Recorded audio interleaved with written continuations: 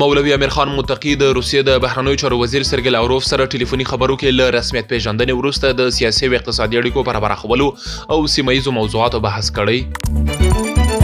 د افغانستان او پاکستان د سوداګرۍ وزارتونو ترمنځ د ترجیحي تعرفې د هوکړې له مخې به د افغانستان له لوري پاکستان ته پر 4 قلمو صادراتو او له هغه ځایه هم په 4 قلمو وارداتو لګول شوې تعرفې چې مخکې 15 سلنه به 22 سلنې ته راټیټې شي. د بهرنیو چارو وزیر مولوي امیر خان متقي وایي د افغانستان سرپرست حکومت د مهال له 6 هیوادونو سره د سفیر په سطح اړیکې لري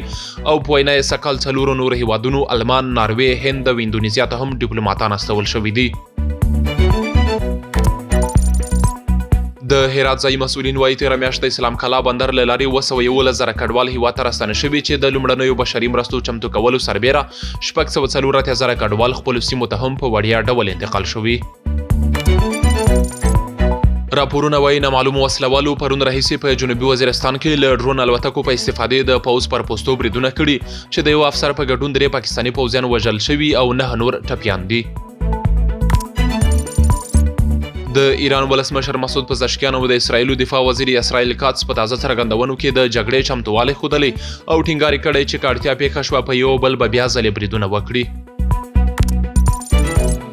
او وروستی خبر دا چې د غزې د روغتیا وزارت چارواکي وایي په روغتونونو کې د قحطۍ او خوارځواکۍ له امله د مړو شویو کسانو شمېر 111 تنو ته رسېدلی دی.